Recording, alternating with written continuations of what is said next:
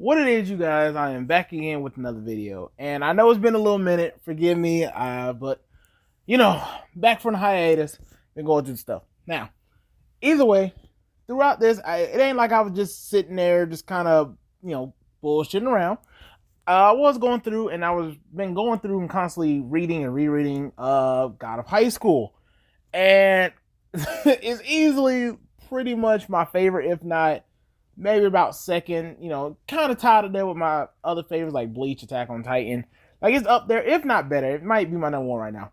But I've been enjoying it. I've been rereading. I realized that I actually want to do the scaling. And I've seen videos about it going around on YouTube. And I tend to see that it either goes extremely high or extremely low. So I just kind of want to put my own little 2 cents in and kind of go over. And I figured the best one to start off with is Daewi, one of the best characters in the series.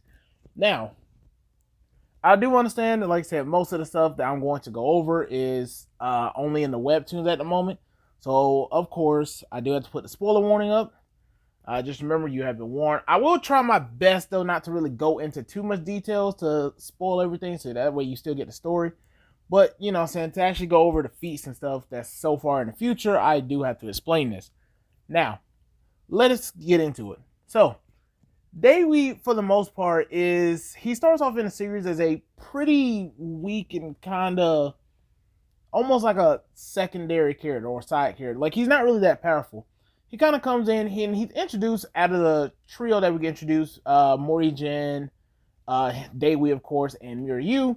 He did kind of settle the fact that he is indeed the second strongest out of that trio, with him being stronger than Mira at this point, but still weaker than Mori-Jin. But as the series goes on, and one of the reasons why he's my favorite, because he actually takes the most initiative out of anyone in the series outside of Mirror. They're about even to actually go through. And one of the first things that he does, he actually talks to Commissioner Q to actually train him. Now, for the most part, at this point, like in the series, like I said, the commissioners are kind of like the secondary level in terms of the good guys, and Daewi is at the bottom. He's not even at commissioner level, but he still goes through and he trains with Q and stuff to understand the inner workings and how we get introduced to the power system of the series.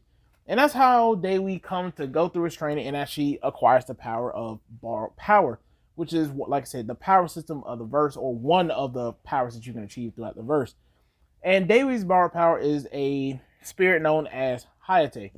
And Hayate is essentially I'm not even sure, to be like a water dog dragon spirit, something like.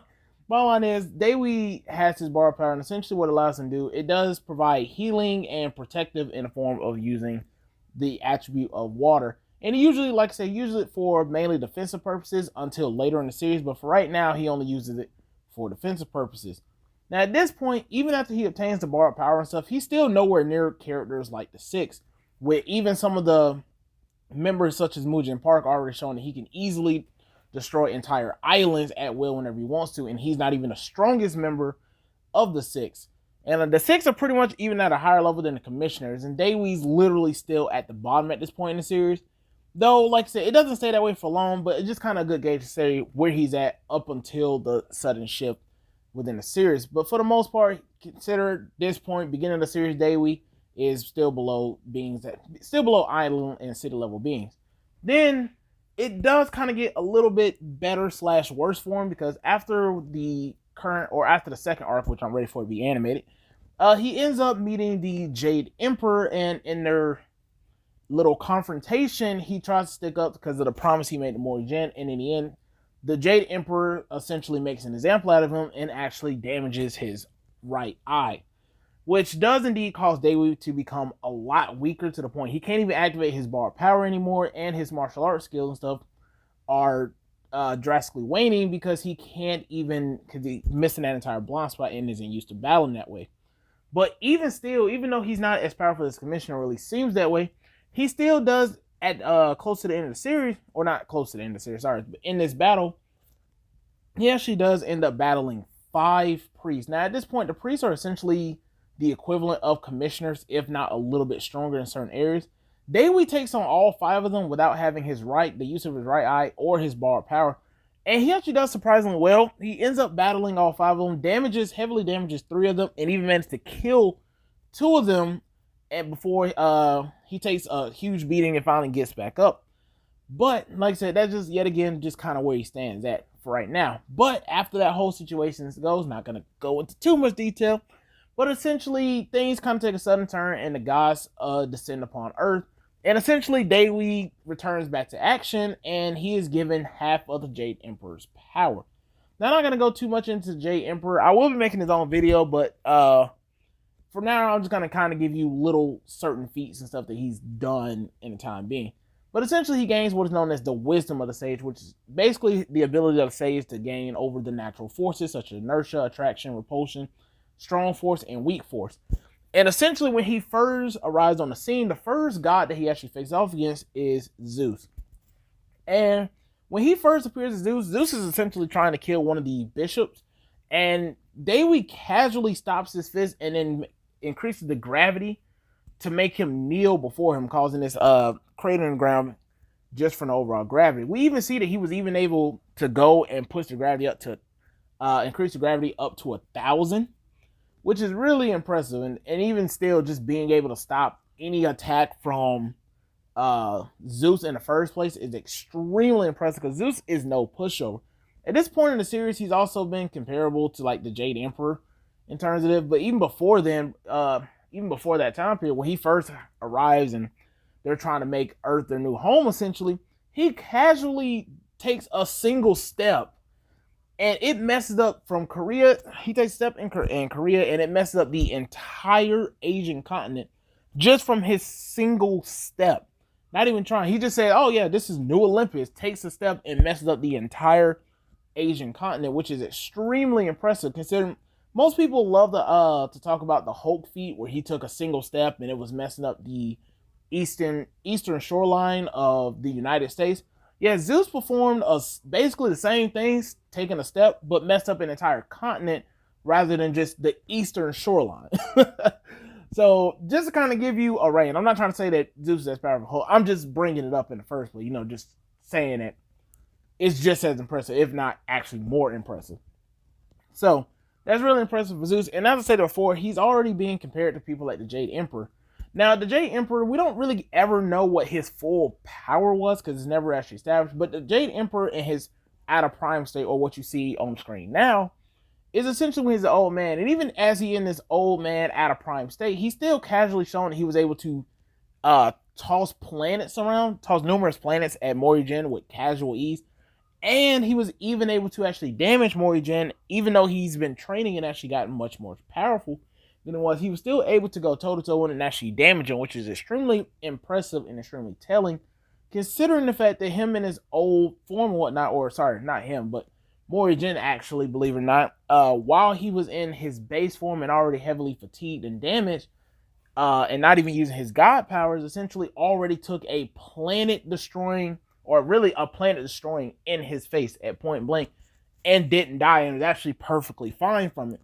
So the Jade Emperor being able to damage a Morrigan who's been training on top of that and gained much more stronger than he was during the time when he casually tanked a planet explosion is really impressive, especially when you find out that Daewi is actually doing just as well, and that Zeus is comparable to him in his prime on top of that. So keep that in mind.